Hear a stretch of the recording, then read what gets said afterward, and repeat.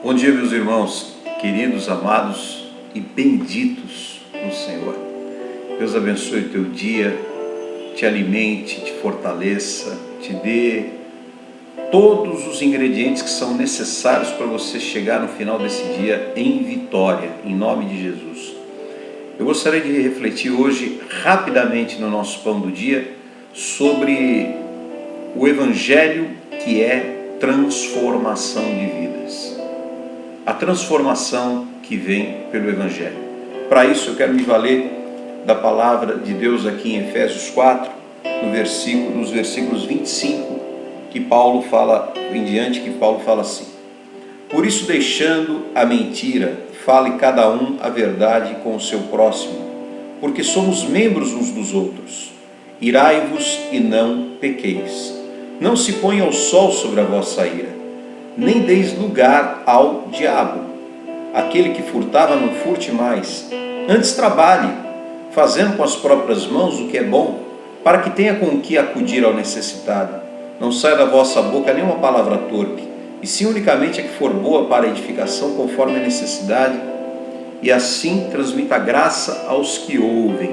E aí segue por diante, dizendo uma série de coisas que devem naturalmente acompanhar aquele que adotou um novo modo de vida em Cristo Jesus, aquele que teve um encontro com Cristo. Esse encontro deve ser precedido dessas transformações. É claro que para algumas pessoas determinadas transformações levam mais tempo do que para outras. Já outras transformações levam mais tempo para essa do que para aquela outra. Isso é algo natural. Não é disso que nós estamos falando.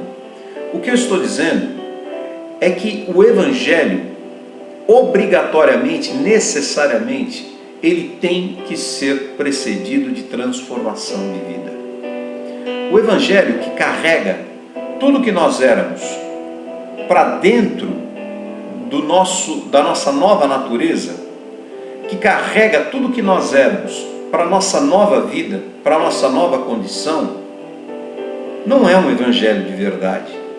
É uma ilusão de Evangelho. É uma religião. E o que eu quero te dizer é, não confunda Evangelho, que é transformação, com religião. Uma religião não te obriga a mudar de coração. Às vezes ela pode te obrigar a mudar algumas práticas, a adotar umas novas. Em algumas você adota um mantra, noutras você adota uma vestimenta, noutras você adota um ritual, noutras você adota determinados hábitos e orações e horários e coisas assim. Mas transformação interior é o Evangelho que dá, porque o Evangelho é o próprio Cristo que entra em nós, é o próprio Deus que passa a habitar em nós. Portanto, as transformações decorrentes do Evangelho, elas não são simplesmente uma regra que precisa acontecer, ou regras que precisam acontecer porque são regras. Não, elas são transformações que precisam acontecer por definição. Porque se não acontecerem, significa que o Evangelho não entrou. Porque Evangelho é transformação. Não é que o Evangelho traga, o Evangelho carregue. Não, o Evangelho é a própria transformação. O Evangelho é a boa nova que cria uma nova criatura, que faz com que as coisas velhas se passem e tudo se faça novo. Então quando Paulo fala aqui, aquele que mentia não minta mais, aquele que roubava não roube mais, ele não está falando para adotar uma nova regra de vida, uma nova lei, ou novos costumes, ou novas práticas apenas. Mas tudo isso como resultante de uma transformação interior verdadeira. Essa transformação, ela é a própria definição de que alguém recebeu o Evangelho de Cristo no seu coração. Por que eu estou falando tudo isso? Eu estou dizendo porque muitas vezes o que acontece é que nós aceitamos viver a mesma coisa que nós éramos, sem amadurecer, sem sermos transformados, sem crescer. E o diabo como um inimigo externo, nós falamos isso no Pão do Dia, ele trabalha também para tentar nos manter, ou trazer, ou resgatar, ou remontar aquilo que nós já fomos, para que nós continuemos sendo mesmo em Cristo. Só que em Cristo, essas coisas não podem mais permanecer. Faça algumas perguntas a você mesmo.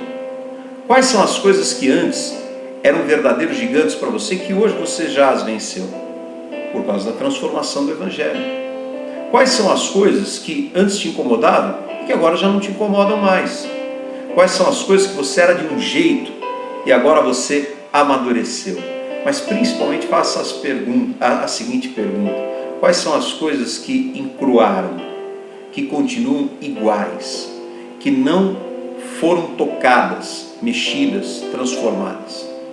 Pois é, precisa ser mexido, precisa ser tocado, precisa ser transformado. Não há uma área da nossa existência que o Evangelho, tendo entrado em nós, não atinja, não toque, exceto aquelas que nós guardamos reservas. E nessas há uma plataforma para que nós vivamos derrotas. Então pense nisso, coloque tudo na luz, aceite a transformação, para que cada dia você viva aquilo que Paulo fala em 2 Coríntios 3,18. Vá brilhando dia após dia e sendo transformado de glória em glória.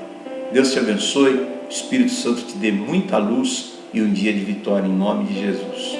Bom dia.